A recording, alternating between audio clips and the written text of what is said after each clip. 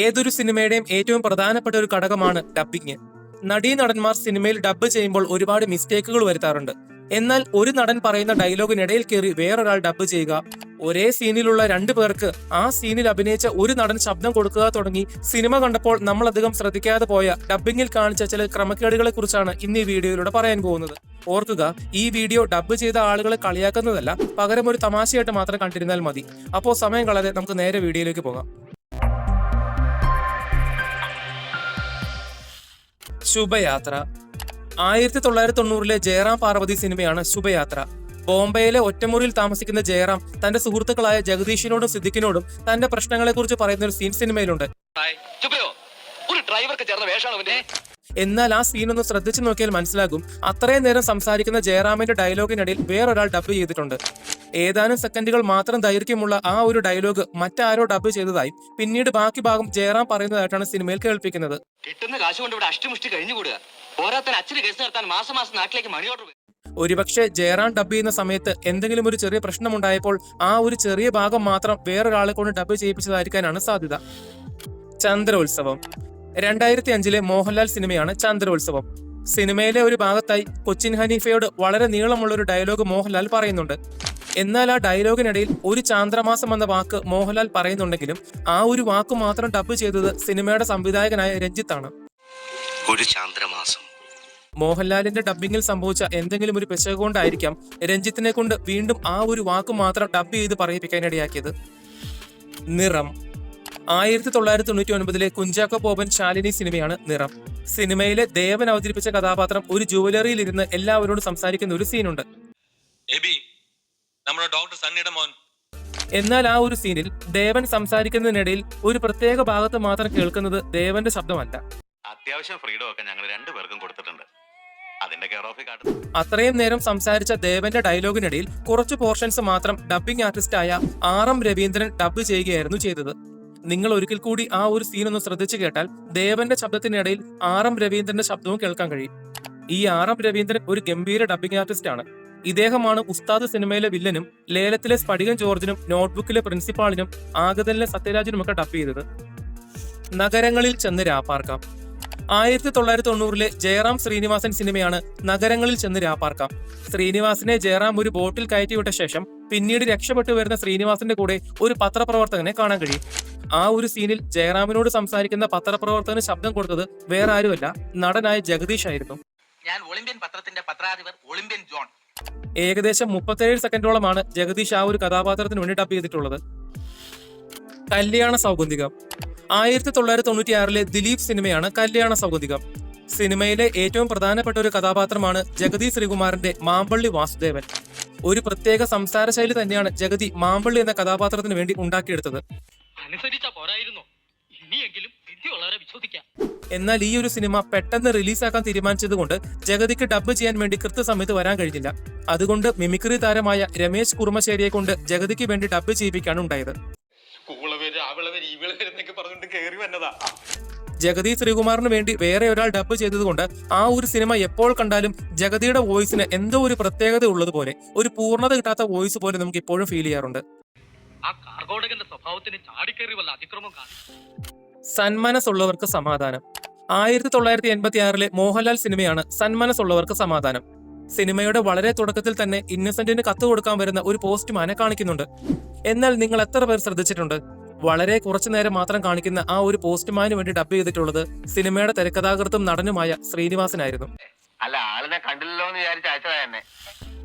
Customs diary. 1993 Jayaram സിനിമയാണ് customs diary. സിനിമയിലെ നായകനായ ജയറാമും വില്ലനായ കീരിക്കാടൻ ജോസിന്റെ ഡാനി എന്ന കഥാപാത്രവും തമ്മിൽ ഒരുപാട് കോമ്പിനേഷൻ സീനുകൾ സിനിമയിലുണ്ട്.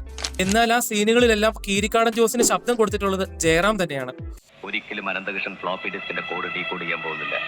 ഒരേ സീനിൽ ജയറാമും കീരിക്കാടൻ ജോസും ഡയലോഗുകൾ പറയുമ്പോഴും അത് ഒരാളാണെന്ന് തോന്നിപ്പിക്കാത്ത രീതിയിൽ അതിഗംഭീരമായിട്ടാണ് ജയറാം ഡബ്ബ് ചെയ്തിട്ടുള്ളത്. പ്രത്യേകിച്ചും കീരിക്കാടൻ ജോസിന്റെ ഗാംഭീര്യമുള്ള ശബ്ദമെല്ലാം വളരെ പെർഫെക്റ്റ് ആയിട്ടാണ് ജയറാം സിനിമയിൽ ഡബ്ബ് ചെയ്ത് വെച്ചത്. എന്നാൽ ഇത് ആദ്യമായിട്ടല്ല ജയറാം ഇങ്ങനെ ചെയ്യുന്നത്. ഈ സിനിമ ഇറങ്ങുന്നതിനും 2 വർഷം മുൻപുള്ള ജയറാം അഭിനയിച്ച 1991 കനൽക്കാറ്റ് എന്ന സിനിമയിലെ വില്ലനായ കീരിക്കാടൻ ജോസിന്റെ കരീബായ എന്ന കഥാപാത്രത്തിന് ഡബ്ബ് ചെയ്തതും ഇതേ ജയറാം തന്നെയായിരുന്നു. കള്ളക്കളി കളിച്ച രണ്ടിന്റെ എല്ലി ഓടിക്കും.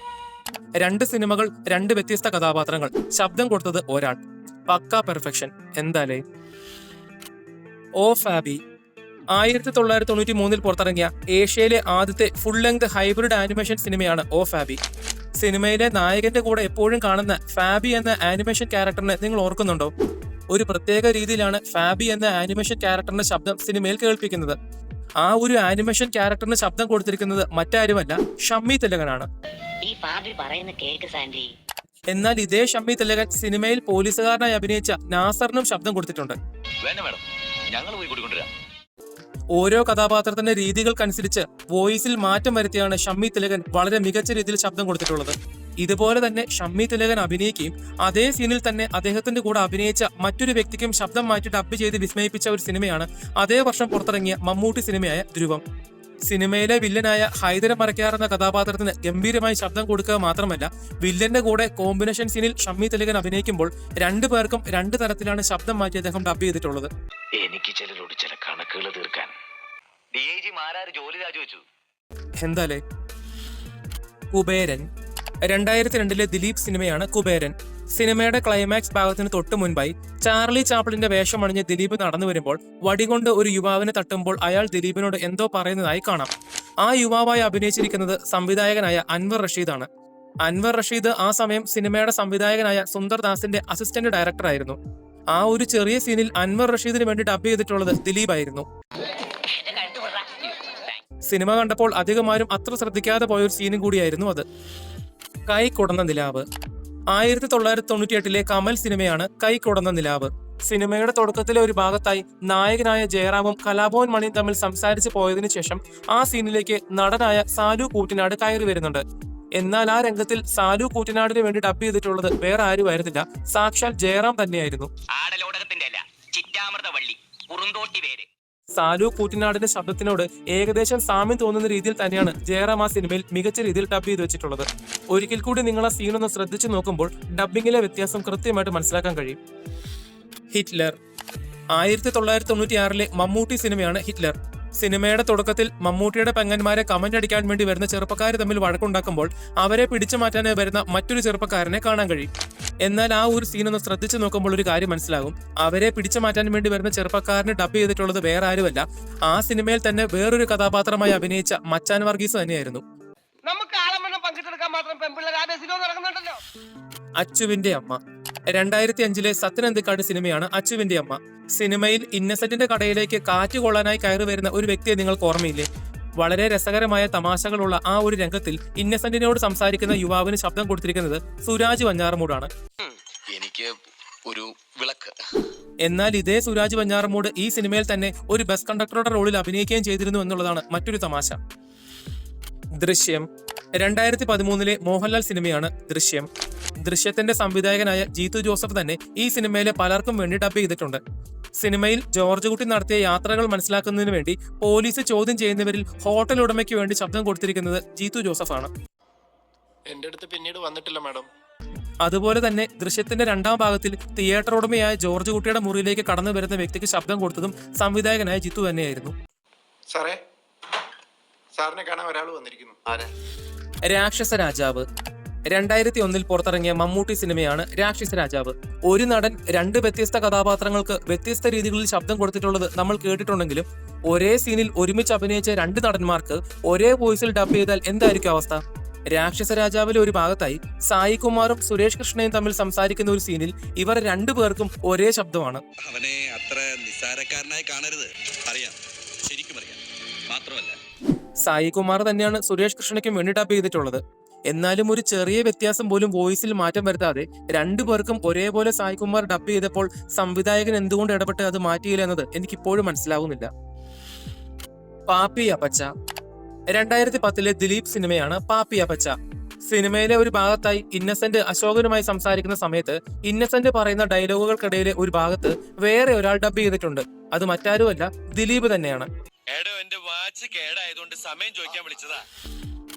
ഡ്യൂപ്ലിക്കേറ്റ് സുരാജ് വഞ്ഞാറമൂട് ആദ്യമായി നായകനായി അഭിനയിച്ച സിനിമയാണ് 2009 ഡ്യൂപ്ലിക്കേറ്റ്.